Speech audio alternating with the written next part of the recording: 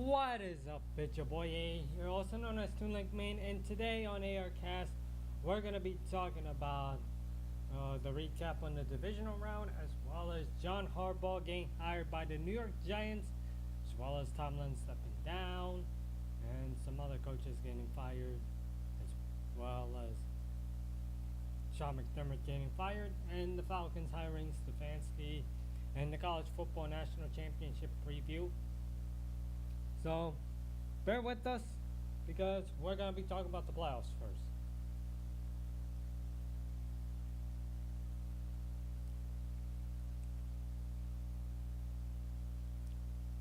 First topic I want to talk about is the NFL playoffs in the divisional round. Sorry I'd never done the wild card one, but here we go with these 4 games instead of 6, because let me go over them real fast, real smooth. So our very first game in the divisional round will be the Bills versus the Broncos. So this game is a bit more like a twister. But however, the Buffalo has 2 turnovers in the first half, mainly with all these fumbles that they keep doing it on their own way. And the Broncos, they are up 20-10 at halftime. And Josh Allen, he keeps making a lot of mistakes all over again throughout these playoffs. And the Bills try to come back and send this to overtime, tied at 30. And yeah, then the Broncos, and during overtime, they punt the ball. Then the Bills have momentum and offense, but Josh Allen actually threw an interception to McMillan. Then Will Lutz send the Denver Broncos to win this 33-30 with a 23-yard field goal, and send the Broncos to the AFC Championship game. But the Broncos have their own problem. It relies on Bo Nix, fractured his ankle, I think at the second to the last play in overtime. And he might be having surgery and could be out for the rest of the season. So now the Broncos in the AFC Championship game, they will have to rely on Jarrett Stidham.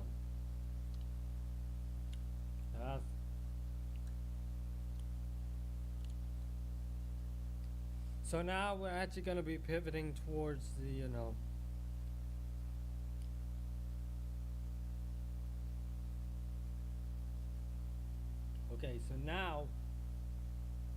Okay, so I've been here for like 7 minutes.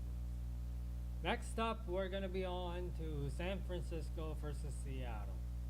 And to be fair, this game was the worst game in the divisional round compared to any other games, because this one's going to be worse. Like, everyone knows, this game was over since the opening kickoff with a touchdown with Rashid Shaheed on that kick return. And San Fran had like 3 turnover downs that the Seahawks defense tends to stop the 49ers offense. K9 with 3 touchdowns all over the Niners defense. Then Seattle's defense, they just wrecked the 49ers all game. And the Niners only scored like 2 field goals the entire game. The 49ers are still dealing with injuries with some of the key players. Then the Seahawks beat the 49ers 41-6. But here comes the major issue with the Seahawks right now. Zach Charbonnet is now out with a torn ACL. And now the Seahawks are in the NFC Championship game. So they had to rely on either the Rams or the Bears, who win that one. We'll have to face them in Lumen Field.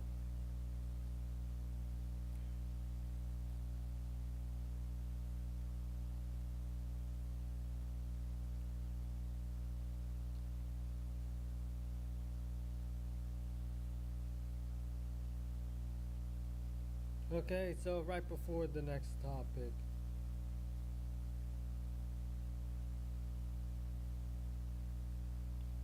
Right before I go to the next topic, actually.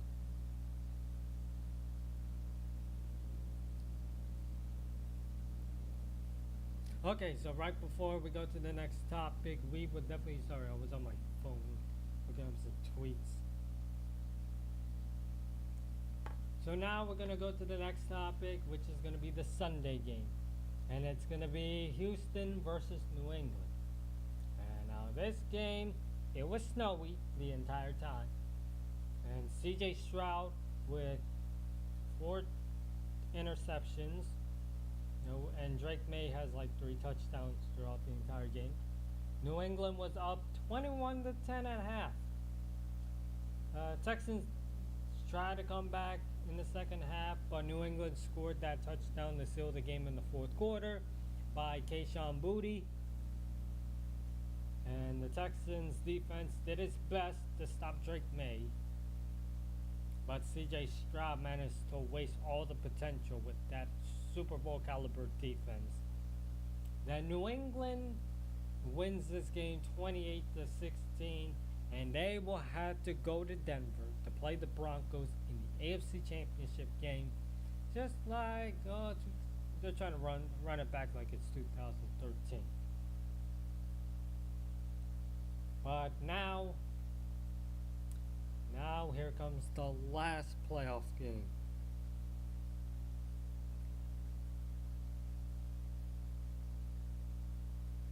But now here comes the last playoff game. The last playoff game between my Rams versus the Chicago Bears. This game was also snowing, just a little light snow. And it was freezing cold in this game. And Caleb Williams with 3 interceptions and 2 touchdowns. Matthew Stafford does not have a touchdown throughout the entire game. Most of the Rams' touchdowns are basically off the hands of Kyron Williams with 2 touchdowns. This game was also neck to neck, down the wire affairs type game, even though it was on drugs. Caleb Williams just forced this game to OT with that amazing pass to Cole Kmet on 4th down, tie 17 to 17. Okay, so the Rams got the first ball in OT and just decided to punt. Bears tried to do something, but Caleb Williams just throwing interceptions during OT, and that makes the Rams, they keep throwing the ball nearly at the red zone 3 times. Then the Rams with Melvis Harrison kicked the game-winning field goal to force the Rams 20 to 17, and letting us play the Seahawks in Seattle in the NFC Championship game. So that's going to be the final game, actually. So these are all the things that you see out of this whole,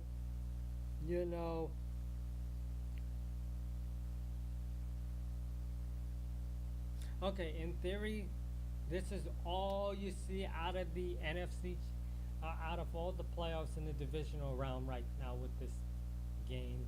It's just, overall with these divisional games, 3 out of the 4 were just like kind of close, kind of closer than it was. One game was literally a massive blowout, and 2 games are technically forcing the OT. One game was extremely on major drug testing that makes fans to deal with cardiac heart attacks and stuff. And yeah, the only the Rams that pull out an upset throughout this entire thingy. So now we're gonna go to the conference championship on Friday.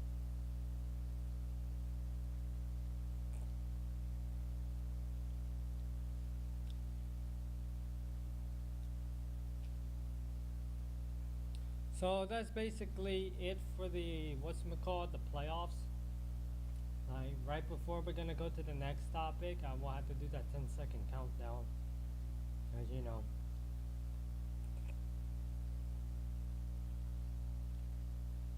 I will have to go to that 10-second countdown, by the way, people. As you know.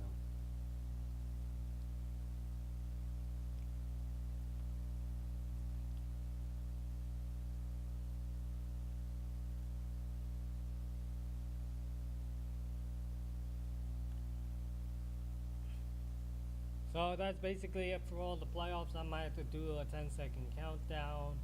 It's just like after the 10-second countdown, we're gonna do coaching hiring, coaching firing, and the national championship that I also want to talk about.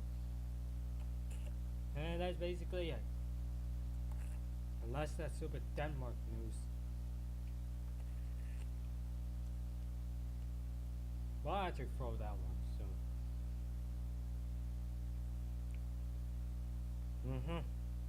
Sorry, I have something. I might have to spit something out.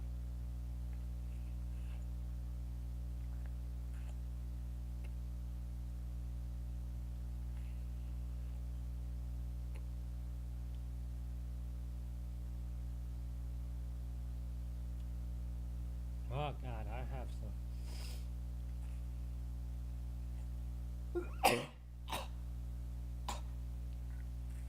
Sorry about that one.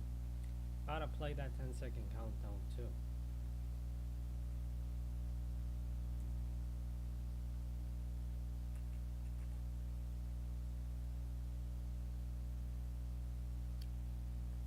Hold up, I gotta play that 10-second countdown. Where's that 10-second countdown? There we go. I'll be right back.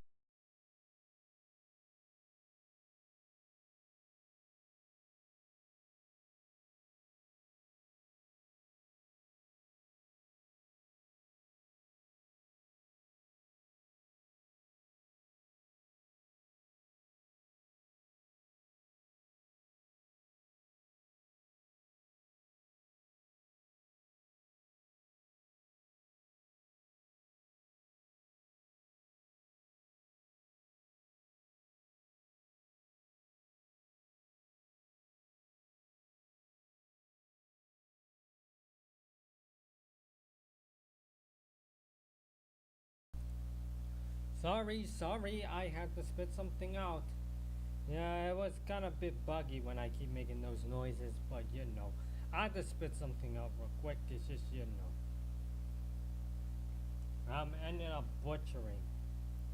So yeah, I'm on my phone again. It's just, you know, it's the same usual, but you know,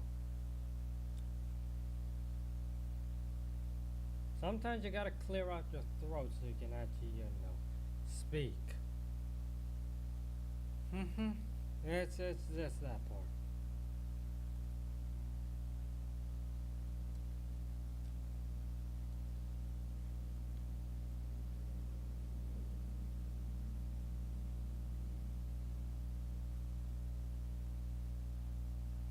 So yeah, we're gonna go to the coaching hiring, then we're gonna go to the fucking predictions for tonight's game that we're gonna be watching.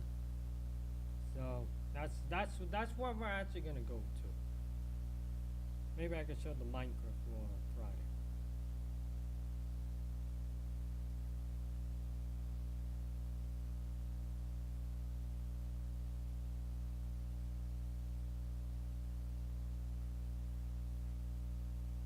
Mhm.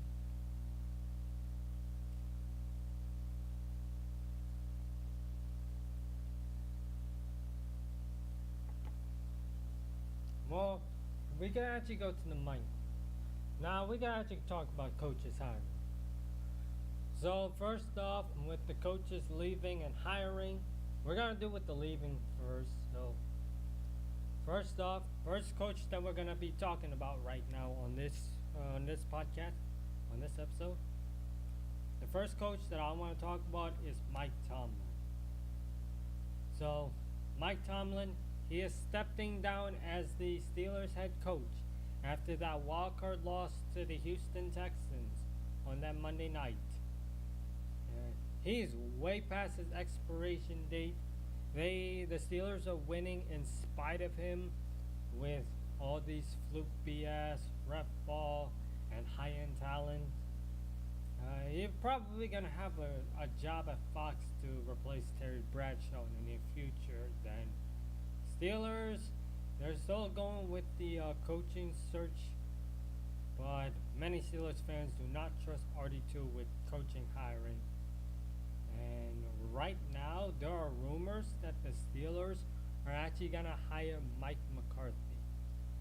So the Steelers, they are basically stuck in purgatory, still going 9-8 Super Bowl, and regardless, they're trying to get over 500 again. They're stuck. Then another coach that is gonna be leaving is from the Buffalo Bills, Sean McDermott. He got fired by the Bills after another playoff loss, and this time was on the road against the Denver Broncos. When they lose in OT, against the Broncos after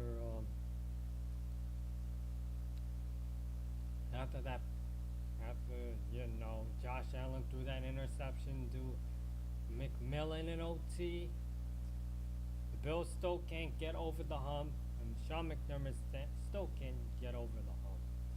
Kansas City probably broke this man from last year's AFC Championship game.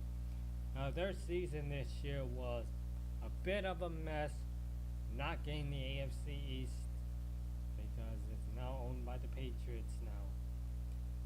Even worse, that Bean is still with the Bills. And they actually promoted him, even though Bean has a terrible drafting record.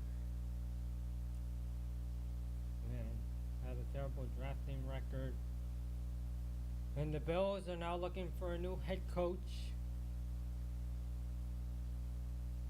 And the biggest blame on that playoff loss was Josh Allen, with all the mistakes that he'd been doing with those 4 turnovers. And yet, even worse for Josh Allen, the turnover, the overtime. He still can't do anything with OT. So that's another one right there for the Bills.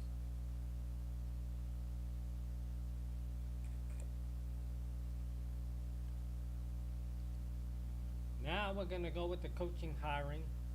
So the first one that we're going to talk about, the coaching hiring, in this one is going to be John Harbaugh getting hired by the New York Giants. You've probably seen this on the thumbnail, so probably looked at it. And he is now hired. He is hired by the New York Giants. To be fair, he could improve the Giants' offense, but they could improve to 7 or 8 wins next year. He could also improve the confidence of Jackson Dart and Cam Scatterboo, even though Cam Scatterboo is coming off of injuries. But they can improve those two for their second year. The problem is the fact that the Giants might gonna blow some leads with him. Had you seen all of his blown leads in Baltimore? That might be the same case if he's gonna do with the Giants. And even more funnier about this hiring is the fact that some people take in on social media that want to troll him to bring Tyler Loop in 4 years. So that's gonna be even more funnier. Oh God, Giants fans are throwing that out.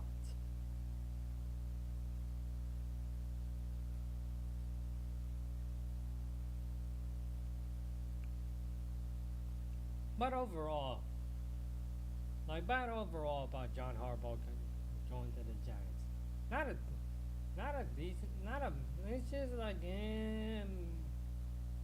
not a bad hiring, but they still need to work on stuff. And even worse, that Joe Shane is still there. So yeah, I don't know how Joe Shane still survived after Dable getting fired. And the last coach that I want to talk about that's also getting hired is Kevin Stefanski. And Kevin Stefanski, he is now hired by the Atlanta Falcons. Okay, so Kevin Stefanski, he is now hired by the Atlanta Falcons. He could bring new life to the team because the team is basically in a new regime, in a new era, with Matt Ryan as their new president of football operation. So they got work to do. And QB is still a question mark with either Cousins or Penix. I don't know which one that they're gonna be dealing with. Not a bad hiring. Also kind of like and kind of hired, but he can improve their offense. So at least is that. But he still has some questionable play calling from Cleveland. But he could improve because, to be fair, the Falcons are just rebuilding. Like I don't know what to do with Kirk Cousins or Michael Penix, but they got work to do.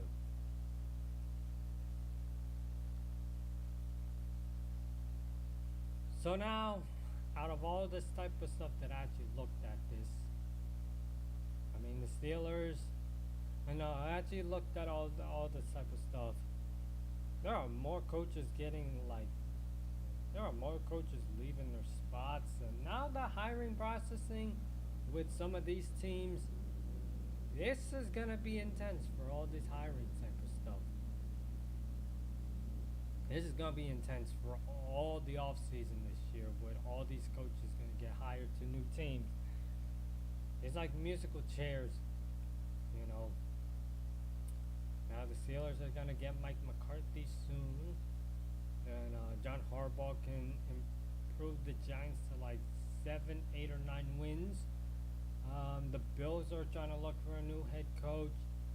Then Stefanski might gonna develop some talent, and also develop Michael Penix if he could stay healthy. And this season, because next season, it's gonna be interesting to look at it during the off season, as well as the 2026 season, which is gonna be interesting enough.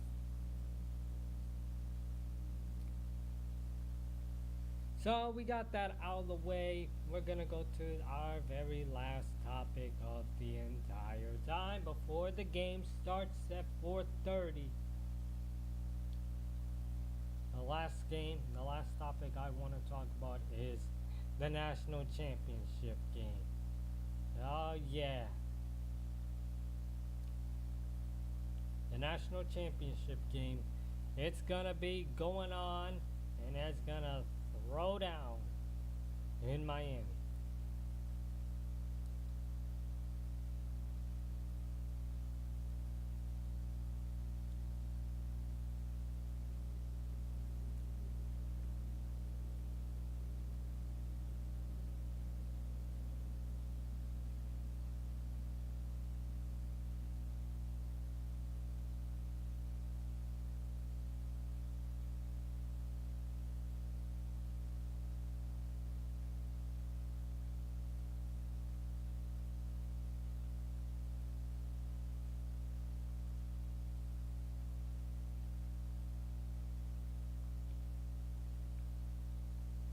I'll talk about Jeff Hardy on Friday.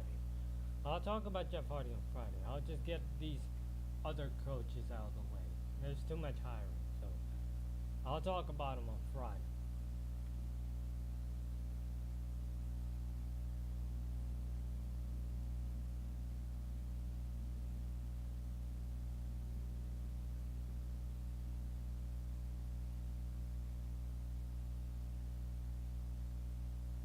So basically right now we're going to talk about the national championship game between the Miami Hurricanes and the Indiana Hoosiers, right there in Miami, Florida. This is gonna be chaotic one. First time that we're not gonna see Ohio State. We're not gonna see Alabama. We're not gonna see fucking Georgia, and we're not gonna see Michigan in the national championship game. And I'm just saying that.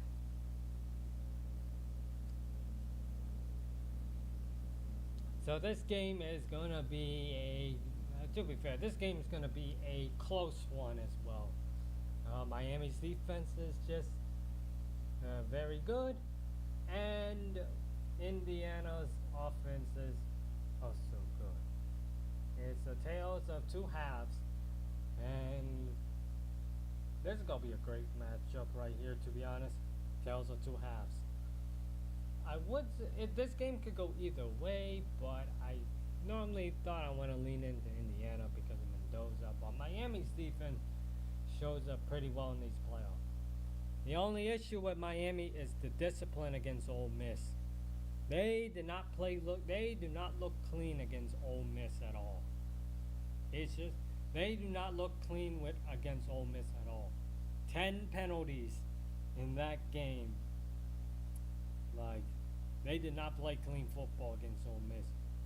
10 penalties against them. And that one's very close. If Miami could win, if they play clean, but the problem is the fact that Miami's defense, they do not look clean at that game. And they're the reason why they keep getting penalized and not being disciplined enough. I mean, like if Miami could get the upset, it depends. If Miami gets the upset, it depends on their defense playing clean football. If they don't play clean, then their defense might cost them the game. Now Indiana, on the other hand, they blew out Oregon. Like, I thought that game was going to be close, just like what they did earlier this season, but that game was not even that damn close in the Peach Bowl. And Oregon had no response with that game. So, in this game, it could go either way, but it depends on Miami's defense if they play clean football and be disciplined and not taking all these penalties after penalties after penalties after penalties after penalties after penalties after penalties after penalties after penalties after penalties, including with that targeting penalty against Ole Miss. So yeah, that's gonna be an interesting one. So so there's gonna be a massive game that's going on at Hard Rock. So that's gonna be all about it. But anyway, that's all. Anyway, I just wanna anyway that I'm just gonna be streaming this game tonight. Issue is that I'm way behind with content with the Rams fan bizarre reaction videos. I'm way behind with the greatest moments videos, since I'm nearly like 2 years behind. Still hadn't gone with the 2024 season with all those streams that I should do it all the time, as well as doing the entire 2025 season. That's going to be a pain. And I'm so right behind with the NFC West fans because I'm on the week 12 section instead of just keep doing all of this weekly. And other than that, I got all the other remaining topics I could talk about it on Friday. So yeah. Now we're at Friday, and this time I'm actually gonna go back to the normal time at 5 p.m. at 5 p.m. Pacific. So